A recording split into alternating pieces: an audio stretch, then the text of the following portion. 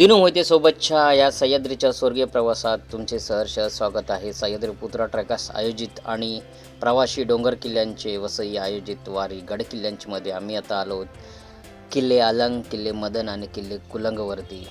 खरंच खतरनाक आणि डिफिकल्ट्स अशा श्रेणीतला हा किल्ले AMKचा ट्रेक आम्ही आता करतोय.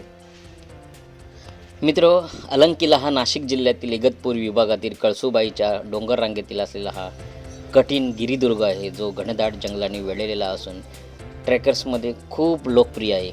या किल्ल्यांवरती 2 गुहा आहेत, मंदिर आणि पाण्याची टाकी आहे आणि ऐतिहासिक अवशेष आपल्याला या किल्ल्यावरती खूप सारे पाहायला मिळतात. या किल्ल्यावरती आपल्याला रॅपलिंग करून म्हणजे प्रस्तरारोहणासाठी ओळखला जातो. विशेष म्हणजे मलंग आणि कुलंग किल्ल्यासोबत हाही ट्रेक केला जातो. या किल्ल्यावरची ऐतिहासिक माहिती खूप कमी प्रमाणात आहे. आता एक अवघड पॅच चढून मी आलोय. मी पण आलोय. आमचे मित्र संजू भाऊ नरवणकर जबरदस्त आलेत आणि मोठे बॅगा सकट आले, बॅगा घेऊन मोठ्या बॅगा सकट आमची चिल्ली पिल्ली सगळे आलेत. हा हा हा हा हा कसं वाटते? आता कसं वाटतंय? गडगड वाटतंय. बॅग ही हा कोणता आहे? बॅग टाकतात. मला पुढे दिसत नाही. अरे माझी बॅग जड झाली आहे. कशी काय? गौरीचं सगळं सामान माझ्या बॅगेत झालंय. कसला काय? घे ना गौरी बॅगेत, दे ना काय असेल तर. ठीक आहे, आता राहू दे. आता राहू दे. गौरी कसं वाटलं?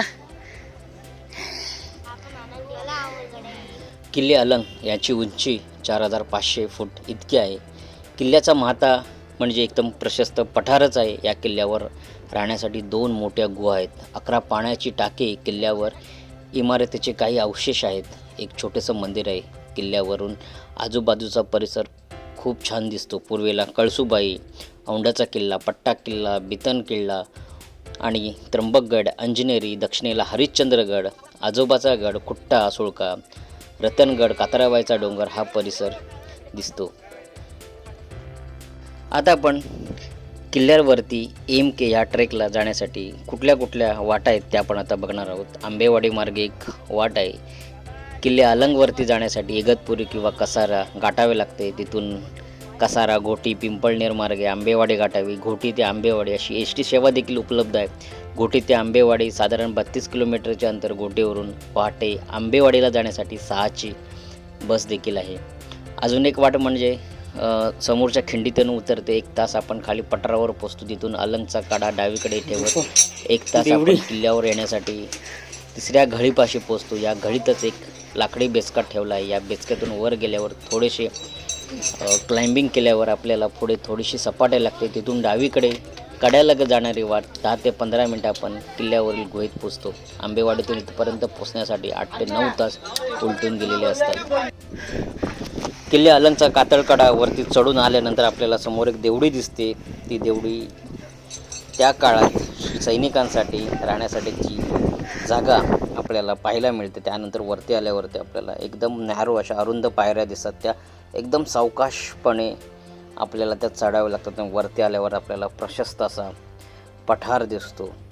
रॅन्श आमचा खूप थकला होता, त्याला ती हार्नेस पायाला लागत होता. आणि वरती पठारावरती आल्यावरती आपल्याला डाव्या बाजूलाच 2 पाण्याची टाके दिसतात. समोर आमचं पूर्ण कॅम्प होता आणि तिथे आपल्याला आता रात्री राहायचं होतं. उद्ध्वस्त वाड्याचे अवशेष आहेत हे. फायनली अलंगवरती आलं. चढायला एकदम टफ, खतरनाक चढायला आहे अलंगवरती. आमचा रॅन्श इकडे बघ ना यार, खतरनाक चढलास यार. हॅट्स ऑफ तुला.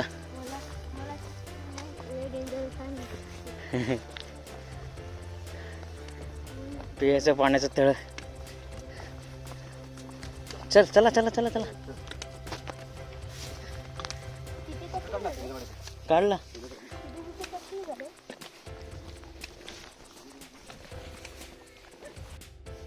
किल्ले अलंगच्या पठारावरून आम्ही आता चालत होतो बाले किल्ल्याकडे जायला तरी पण आम्हाला अर्धा पाऊण तास लागणार होता. आणि सूर्यास्ताची मस्त मजा घेत आम्ही चालत होतो. पाण्याची टाकी, लोक, खूप सारे पर्यटक या किल्ल्यावरती अलंगवरती आज कॅम्पेनिंगसाठी होते, त्यामुळे खूप सारे थकले होते. काही जण किल्ला बघत होते. अशीच पाण्याची टाकी बघत बघत आम्ही चाललो होतो. एका पाण्याच्या टाक्याच्या वरती काही अवशेष, पुरातन अवशेष आपल्याला पाहायला मिळत होते. आणि त्याच वेळेला आम्ही किल्ल्यावरच्या ज्या 2 मोठ्या गुहा होत्या त्या गुहांपाशी आलो. खूप सारे टेंट अगोदरच लागले होते आम्ही येण्याच्या अगोदर गुहेवरती, कारण किल्ले मदनवरती एकतर वस्ती करतात किंवा किल्ले अलंगवरती वस्ती करतात. जी लोक किल्ले मदन अगोदर करतात ती लोक नंतर किल्ले अलंगवरती वस्ती करायला येतात, आणि जी लोक किल्ले अलंग अगोदर सकाळी करतात, पाहून घेतात, ती लोक किल्ले मदनवरती वस्ती करतात. खूप सारे टेंट, नाही म्हणाल तरी 30 ते 35 टेंट ह्या गुहेमध्ये होते. कारण किल्ले अलंग, मदन आणि कुलंग AMK या ट्रेकला जे ट्रेकर्स येतात त्यांना आपण ट्रेकर्स नाही म्हणू शकत, त्यांना आपण पर्यटक म्हणतो. कारण एवढ्या प्रमाणावरती ही लोक येतात. ही लोक कायम ट्रेक करत नसतात. ते म्हणजे ही बेडकं असतात, कधीतरी ट्रेक करणारे. म्हणजे पावसात कसे ट्रेकर्स निघतात की फक्त पावसात ट्रेक करणार, बाकी नंतर ट्रेक करणार नाही, तशी फक्त जे मेन किल्ले आहेत त्या किल्ल्यांवरतीच ही लोक जातात. एक मजा म्हणून ही लोक असतात. आणि त्या गुहेंच्याच आतमध्ये आपण आता बघतो की आतमध्ये पाण्याची टाकी आहे. त्यांना जे आले त्याने आपले टेंट लावून घेतले, रात्री निवाऱ्याची सोय केली, कारण रात्री खूप सारा वारा असतो या किल्ल्यावरती. काही ठिकाणी टेंट तर राहत पण नाहीत, असेच उडून जातात. किल्ल्याच्या पुरातन पायऱ्या पाहत आम्ही चाललो होतो बाले किल्ल्याकडे.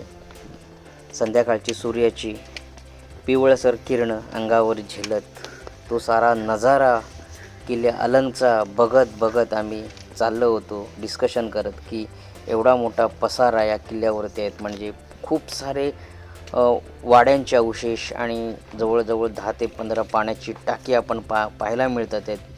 एवढी सगळी पाण्याची टाकी असल्यामुळे ह्या किल्ल्यावरती जो राबता होता तो खूप सारा होता असेल त्यावेळेला. हे सगळे विचार करत आम्ही चाललो होतो पुढे बाले किल्ल्याकडे. तर राहतात असतील लोक. एक गुहा. जसं आम्ही बाले किल्ल्याकडे प्रस्थान करत होतो, जात होतो, आम्हाला पडक्या वाड्यांचे अवशेष, त्यांचे जोते चौतरे जुन्या काळातले आपल्याला जागोजागी पाहायला मिळत होते. मित्रांनो, एवढंच आता शिल्लक असताना, कारण 400 ते 500 वर्ष हा सगळा ऊन, वारा, पाऊस झेलत या वास्तू गडावर राहणं मुश्किल आहेत. त्यामुळे जे घरांचे जोते होते तेच फक्त आता आपल्याला पाहायला मिळणार आहेत, आणि यांचंच आता संवर्धन होणं काळाची गरज आहे. आणखीन एक गोष्ट आपल्याला प्रकर्षाने जाणवते की वाड्यांचे जोते आणि त्यांचे दगड बघून. मित्रांनो, वाड्यांच्या जोत्यांचे दगड बघून असं लक्षात येतं की त्या काळी माणसं किती ताकदवान आणि किती शक्तिशाली होती असतील. मित्रांनो, ही आत्ता सध्या तरी एवढे दगड, म्हणजे काळा दगड खूप सारा ताकदीचा किंवा वजनदार असतो, आणि एवढे दगड एवढ्या उंचीवर नेऊन रचणं उचलणं म्हणजे हे साध्या माणसांचं काम नाही. यासाठी जातीचीच माणसं पाहिजेत, आणि ते काम त्यावेळेला ह्या लोकांनी करून दाखवलेलं आहे. आणि ते आपण आता फक्त जोत्यांच्या माध्यमातून पाहतोय. आणि तोच जर वाडा आपल्याला पाहायचा असेल किंवा पाहायला मिळाला असता तर एकदम श्रीमंत, म्हणजे काय श्रीमंत होती असेल. पाण्याच्या टाक्या 1 2 3 4 5 6 7 8 9 10 11 पाण्याच्या टाक्या आहेत. राबता भरपूर होता. राबता भरपूर, पाणी पण भरपूर होतं किल्ल्यावरती. म्हणजे बारमाही पाणी उपलब्ध होतं या किल्ल्यावरती त्यावेळेला.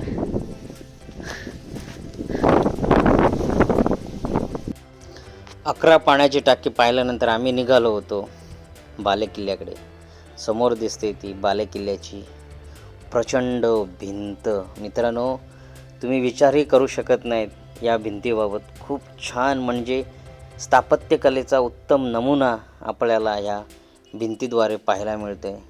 भिंत तशीच्या तशीच आहे. जवळजवळ 500 ते 700 वर्षानंतरही ऊन, वारा, पाऊस झेलत तशीच उभी आहे. काही दगड आता निखळतात आहेत. मित्रांनो, हा बालेकिल्ला आपल्याला पाहायला मिळतो. आता ह्या बालेकिल्ल्याचं वैभव एवढं चांगलं वाटतं आहे, तर ह्या 500 ते 600 वर्षापूर्वी काय वैभव होतं असेल या बालेकिल्ल्याचं आपण विचारही करू शकत नाही आहे.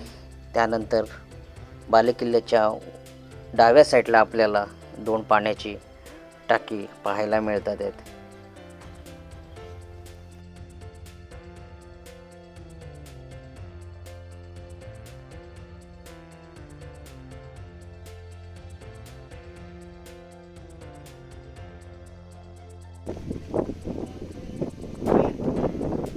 चला चला पुढे चला.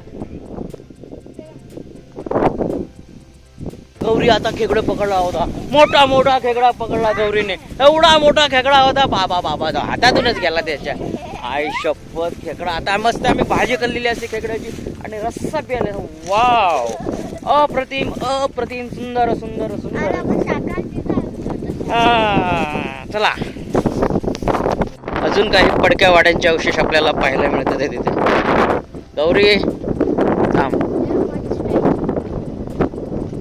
येस, बुरुज म्हणू शकतो आपण.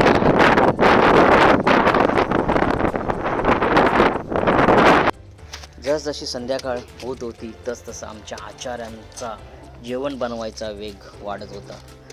प्रत्येकाचे ग्रुप वेगवेगळे होते, खूप साऱ्या चुली पेटल्या होत्या. आमच्या ग्रुपचे हे काका आमच्यासाठी संध्याकाळचा स्टार्टर सूप बनवत होते. त्यानंतर रात्री जेवण वगैरे आम्ही आलं. जेवण खूप छान होतं, मसाले भात होता, डाळ भात होती. आम्ही मस्त जेवत होतो. त्यानंतर टेंटमध्ये जो वारा सुटला होता, बापरे, खतरनाक वारा सुटला होता. काही जणांचे टेंट उडून गेले, काही जण रात्री बाहेर असे कुडकुडत बसले होते, कारण काही जणांना काहीच अंदाज नव्हता की एवढा वारा असेल तो. मित्रांनो, व्हिडिओ खूप छान बनला आहे. व्हिडिओ आवडला तर नक्की लाईक करा, शेअर करा आणि सबस्क्राईब करा. विसरू नका. फोटो वगैरे काढून